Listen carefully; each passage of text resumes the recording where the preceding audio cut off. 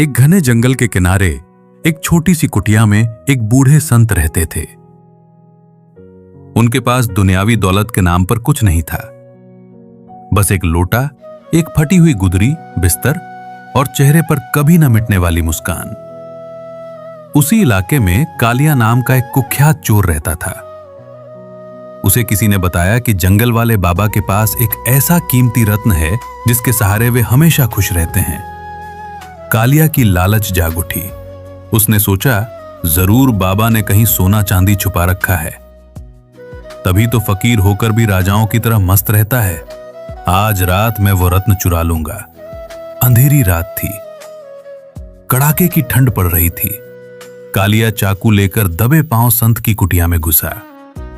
कुटिया में अंधेरा था। जैसे ही वो आगे बढ़ा, उसे संत की आवाज सुनाई दी।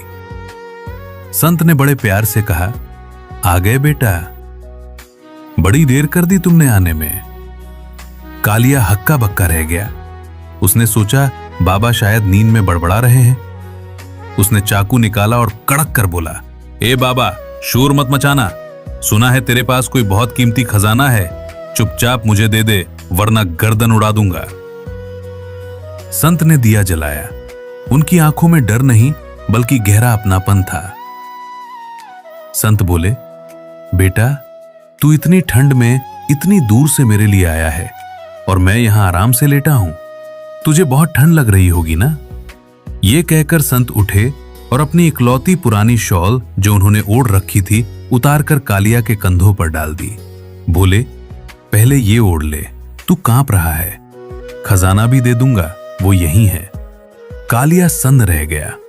वो लूटने आया था और जिसे वो लूटने आया वो अपनी ही इकलौती शॉल उसे उड़ा रहा था। उसके हाथ से चाकू ढीला पड़ गया। उस शॉल की गर्माहट सिर्फ उसके शरीर को नहीं बल्कि उसके जमे हुए पत्थर दिल को भी छू गई। कालिया रुआंसा होकर बोला, बाबा, मैं तुम्हें मारने आया हूं और तुम मेरी चिंता कर रहे हो। तुम पागल हो क्या? संत मुस्कुराए और बोले, बेटा, जो खजाना मेरे पास है वो चोर नहीं चुरा सकते और जो खजाना चोर चुरा सकते हैं उसे मैं रखता ही नहीं। पर आज तू खाली हाथ नहीं जाएगा। संत ने अपनी सूखी रोटी और पानी का लोटा आगे बढ़ाया और कहा, यही है मेरी आज की कमाई, इसे खा ले। रही बात उस कीमती रत्न की, तो वह रत्न है सबके प्रति प्रेम। जब तू दूसरों का दर्द अपना समझने लगेगा तो तुझे भी वो खजाना मिल जाएगा। कालिया की आंखों से आंसू बह निकले। जिस समाज ने उसे हमेशा दुत्कारा था, आज एक संत ने उसे बेटा कहा और अपनी ठंड की परवाह न करके उसे शॉल दी। वो संत के चरणों में गिर पड़ा और रोते हुए बोला, बाबा, मैंने आज तक सिर्फ लोगों का धन छीना है। पहली बार किसी ने मुझे अपनापन दिया है। मुझे ये शॉल नहीं चाहिए। मुझे अपना वो खजाना दे दो जिससे तुम चोर को भी गले लगा सको। उस रात कालिया चोर बनकर आया था, लेकिन कुटिया से बाहर एक इंसान बनकर निकला।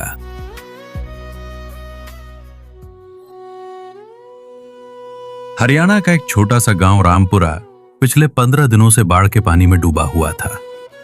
भारी बारिश ने किसानों की कमर तोड़ दी थी। जहां तक नजर जाती, खेत झील बने हुए थे।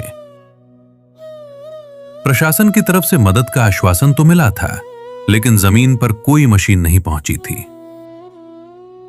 गांव की चौपाल पर बुजुर्ग किसान ताऊ राम मेहर उदास बैठे थे।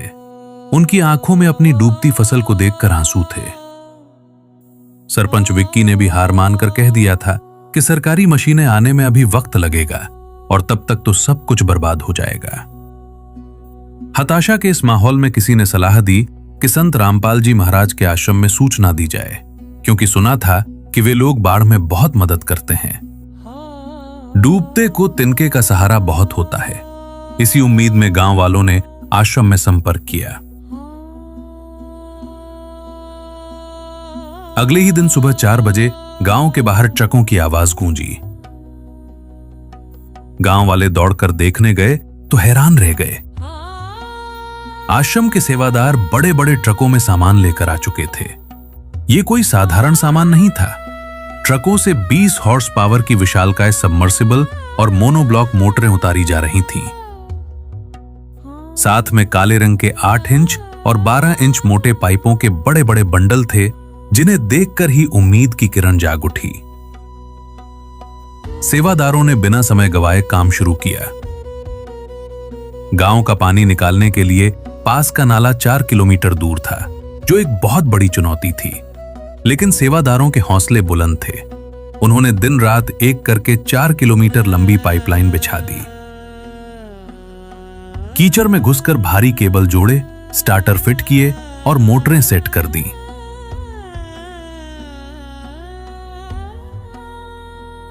जैसे ही बटन दबाया गया, मोटे पाइपों से पानी का ऐसा तेज बहाव निकला जैसे कोई नदी बह रही हो।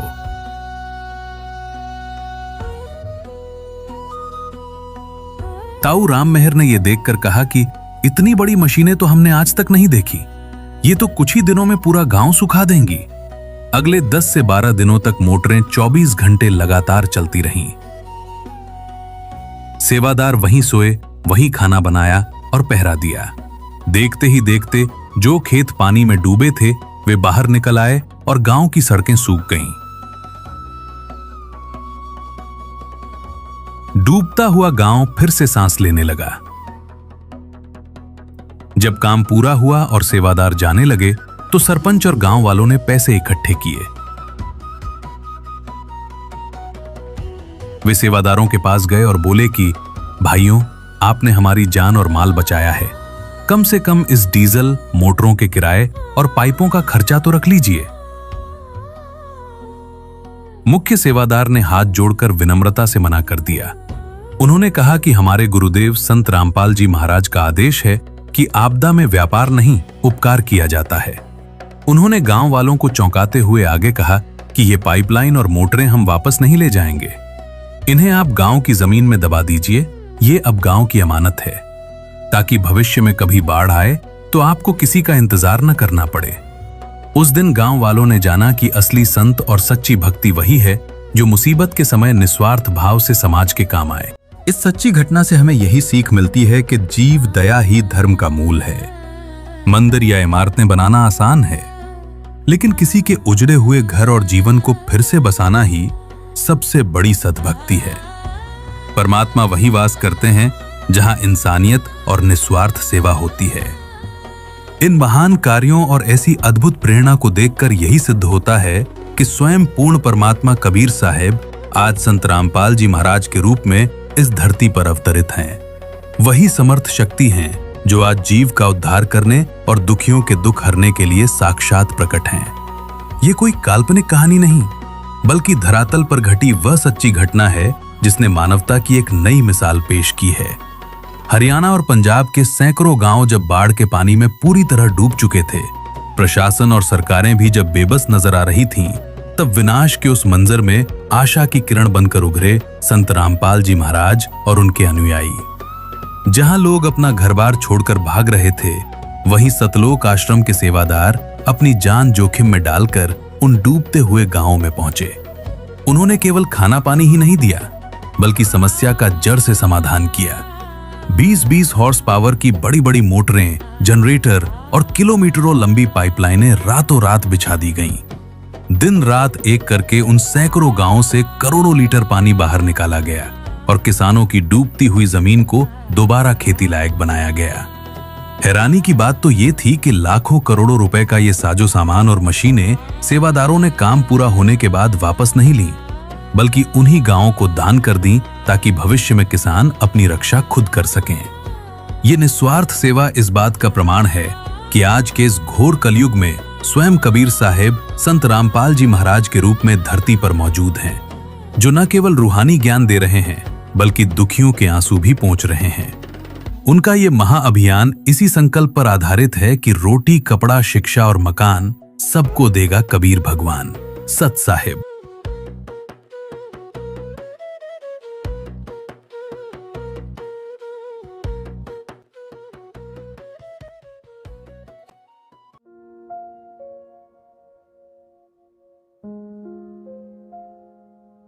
दो साधक थे। एक 40 वर्ष से साधना कर रहा था, बड़ी बड़ी दाढ़ी बढ़ा रखी और बैठा पति परमात्मा प्राप्त दिखाई देता। एक 4 वर्ष से साधना प्रारंभ की थी, नौजवान बच्चा था। एक देवदूत आता था भगवान के दरबार से, उन दोनों से मिलता था, घंटों भगवान की बातें चर्चा करके दोनों से। वो रहते थे अलग अलग, एक इधर एक दूसरी पश्चिम में, एक पूर्व में, गांव के नगर के। दोनों के पास चर्चा करके जाता था। एक दिन उस देवदूत ने भगवान से कहा, भगवान विष्णु से, कि भगवान आपके 2 भगत बड़े अटल हैं, आपके ऊपर पूरा विश्वास करते हैं। विष्णु जी ने देखा, ध्यान दृष्टि से कहा कि नहीं, उनमें से एक भक्त है, एक भक्त नहीं है, वो ढोंग कर रहा है। तो देवदूत ने कहा कि भगवान वो होगा जो अभी 4 वर्ष से लगा है, कि नहीं, जो बहुत पुराना लगा हुआ है वो भक्त नहीं है, वो विश्वासी नहीं है। देवदूत को ये समस्या आ गई कि शायद भगवान ने समझा नहीं होगा ढंग से। कहने लगा, जी इधर पूर्व की साइड में बैठा है ना, वो दाढ़ी बड़ी बढ़ रही है, बड़ा वो है, 40 वर्ष से लगा हुआ, आपका पक्का भगत है। कहने लगा, वही तो भगत नहीं है, भगवान बोले।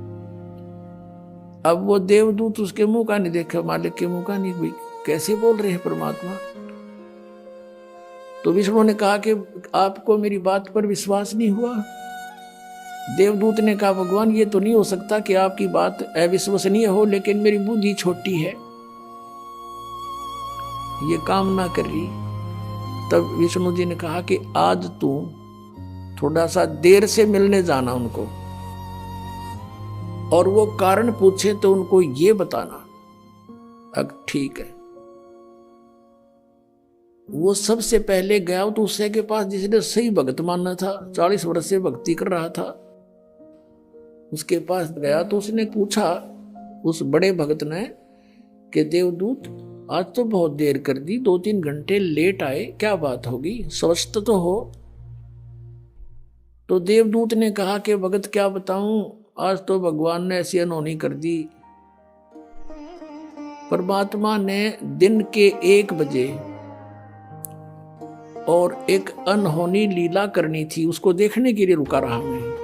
क्या करनी थी कि एक हाथी को और सुई के उस सुराख से निकालना था, सुई के सुराख से निकालना था, धागा डालने का सुराख होता सुई, उसमें से हाथी निकालना था। और मैं उसको देखने के लिए रुक गया। उसे 40 वर्ष वाले साधक ने पूछा, फिर क्या हुआ?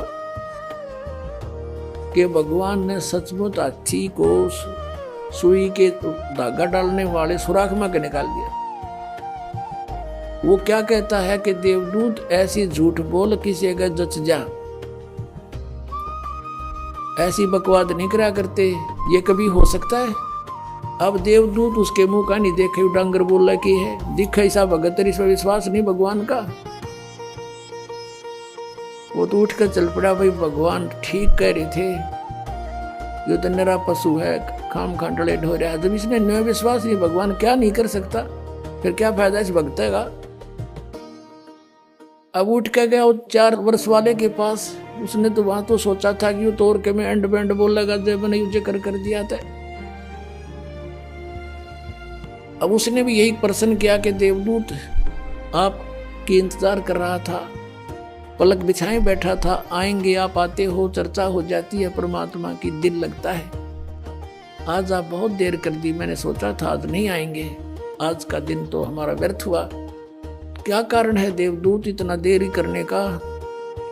उसने फिर यही बताया कि दिन के 1 बजे परमात्मा ने एक लीला करनी थी। और भाई कमाल कर दिया, भगवान ने तो हद कर दी कि सुई की सुराख के अंदर से हाथी निकाल दिया, वे अचरज कर दिया। अब वो कहता है कि ये क्या अचरज है, देवदूत भगवान निकाल दे, पूरी पृथ्वी ने सुई की नोक में गए, भगवान क्या नहीं कर सकता। तब उसने देवदूत ने उस 4 वर्ष के साधक को सीने से लगा लिया और कहा, धन है तेरे माता पिता जिससे जन्म हुआ, तू है भाई सच्चा भगत, भगवान ठीक कह रहे थे, तू 1 नंबर का भगत है। जिसमें विश्वास नहीं भगवान का, और परमात्मा भी कहते हैं क्या हुआ भक्ति करने जब मन में नहीं विश्वास, क्या फायदा उस भक्ति का। परमात्मा जो चाहे सो कर ही, सतगुरु जो चाहे सो कर ही, 14 कोट दूत जम डर ही, ऊत भूत जम त्रास निवारे और चित्रगुप्त के कागज पाड़े। बोलो सतगुरुदेव।